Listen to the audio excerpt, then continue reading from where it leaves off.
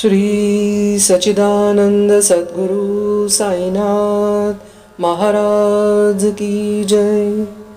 श्री साई सच्चरित्र Chapter 8 Importance of Human Birth, Sai Baba begging food, Baizabai's service, Sai Baba's dormitory, his affection for Kushal Chand. As hinted in the last chapter, Hemadpant now explains at length in his preliminary remarks the importance of human birth and then proceeds to relate how Sai Baba begged his food, how Baizabai served him, how he slept in the masjid with Tatya Kote Patil and Malsapati, and how he loved Kushal Chand of Rahata. Importance of human birth.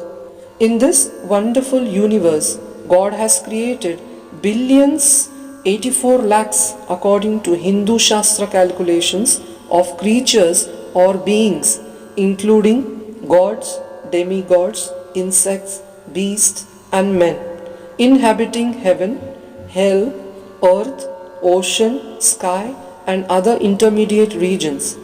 Of these, those creatures or souls whose merits preponderate go to heaven and live there till they enjoy the fruits of their actions, and when this is done, they are cast down. While those souls whose sins or demerits preponderate go down to hell and suffer the consequences of their misdeeds for as long as they deserve it. When their merits and demerits balance each other, they are born on earth as human beings and are given a chance to work out their salvation. Ultimately, when their merits and demerits both are worked out completely, they get their deliverance and become free. To put the matter in a nutshell, souls get their birth or transmigration according to their deeds and evolvement. Special value of the human body.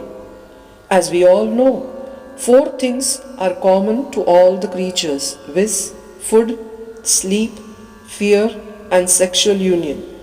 In the case of man, he is endowed with special faculty, viz. Knowledge, with the help of which he can attain God vision, which is impossible in any other birth. It is for this reason that gods envy human species and aspire to be born as men on the earth, so as to get their final deliverance. Some say there is nothing worse than the human body, which is full of filth, mucus, phlegm, and dirt, which is subject to decay, disease, and death. This is true to a certain extent, but in spite of these drawbacks and defects, the special value of the human body is that man has got the capacity to acquire knowledge. It is only due to the human body or on account of it that one can think of the perishable and transitory nature of the body itself and of the world, and have an aversion for the sense enjoyments, and can discriminate between the unreal and the real, and thus attain God vision. So, if we reject or neglect the body because it is filthy, we lose the chance of God vision. And if we fondle it and run after sense enjoyments because it is precious, we go to hell. The proper course, therefore, for us to pursue is the following: that the body should neither be neglected nor fondled, but should be cared properly, just as a traveller on a horseback takes care of his pony on the way till he reaches his destination and returns home. Thus, the body should ever be used or engaged to attain God vision or self-realization, which is the supreme end of life. It is said that though God created various sorts of creatures, he was not satisfied, for none of them was able to know and appreciate his work. So he had to create a special being, a man, and endow him with a special faculty with knowledge.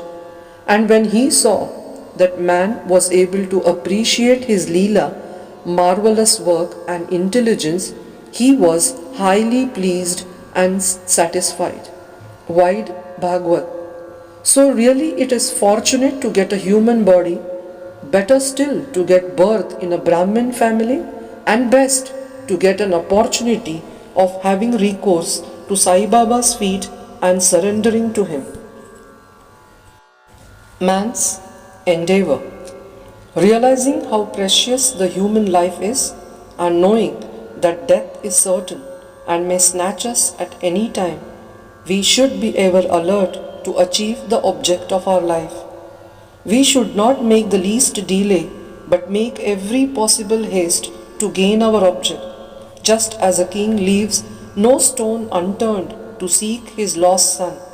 So, with all earnestness, we should strive to attain our end, that is self realization.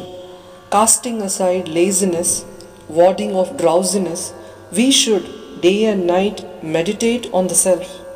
If we fail to do this, we reduce ourselves to the level of beasts. How to proceed? The most effective and speedy way to gain our object is to approach a worthy saint or sage, Sadguru, who has himself attained God vision.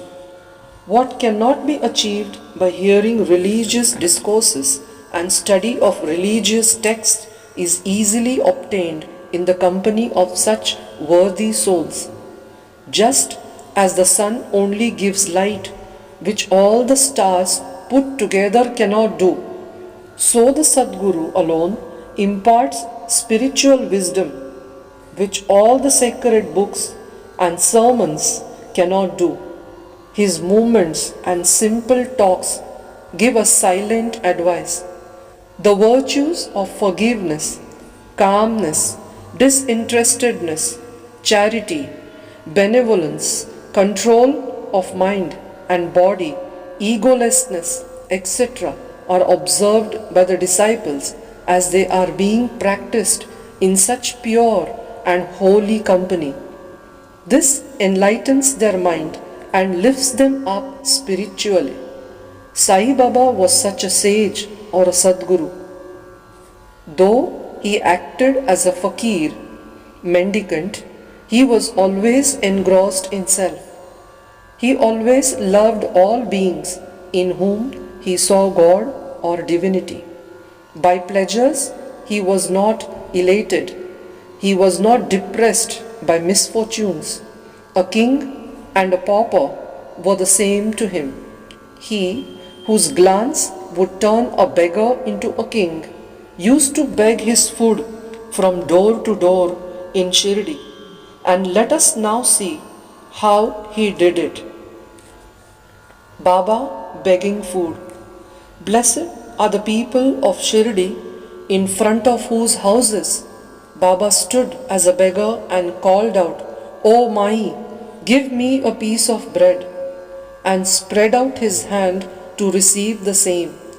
In one hand he carried a tumbrel, tin pot, and in the other a joli or a chaupadri, that is, a rectangular piece of cloth.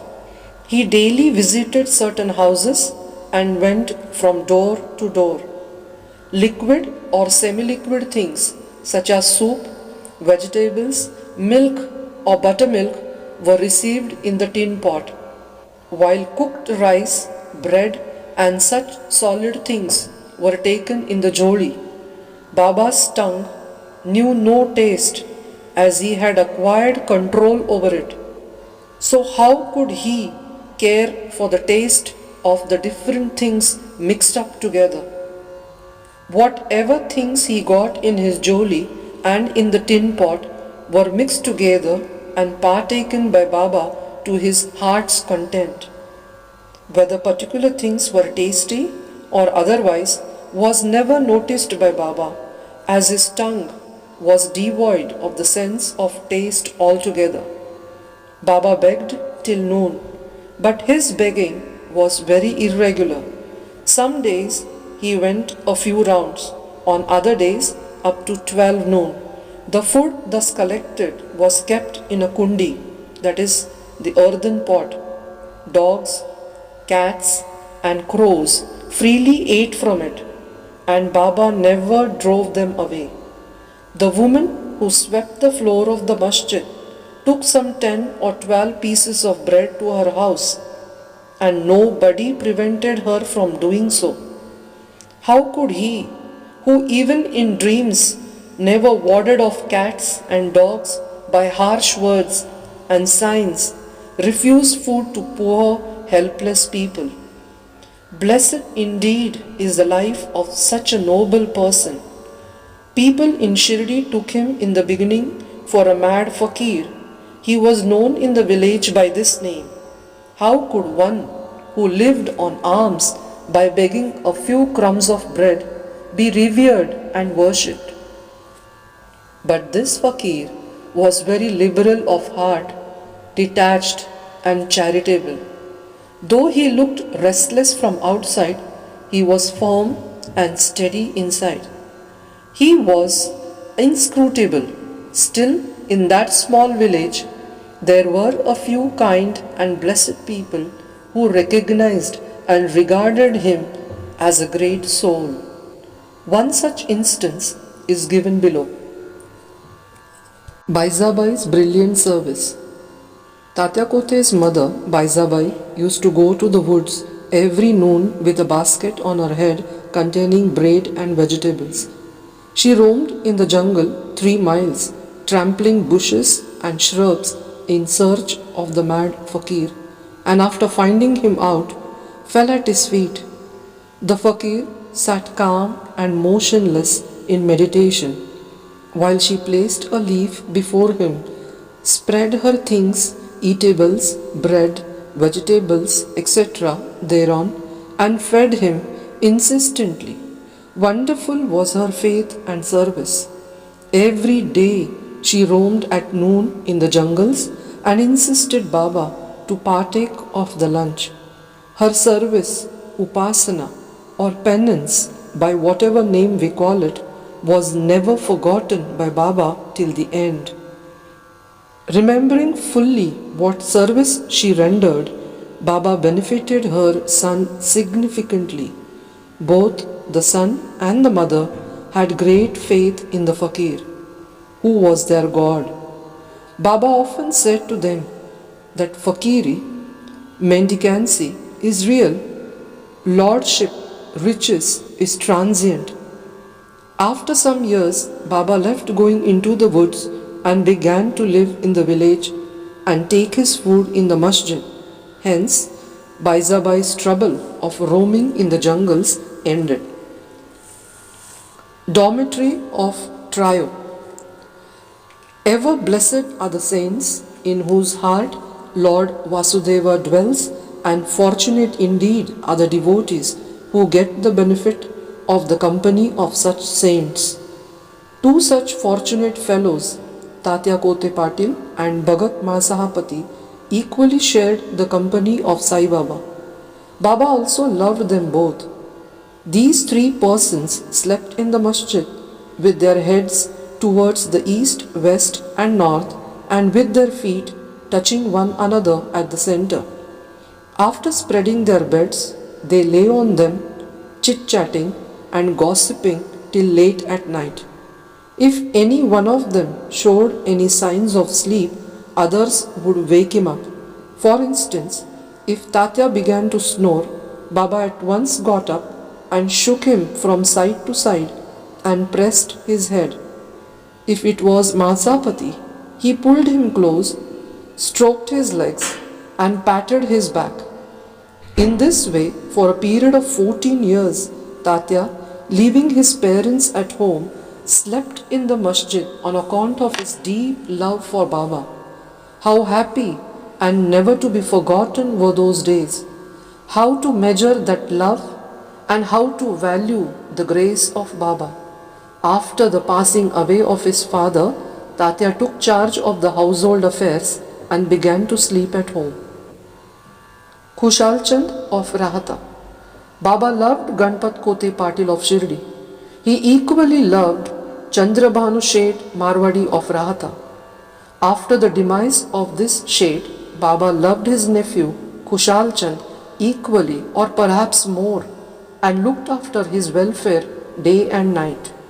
Sometimes in a bullock cart, at other times in a tanga with intimate devotees, Baba went to Radha.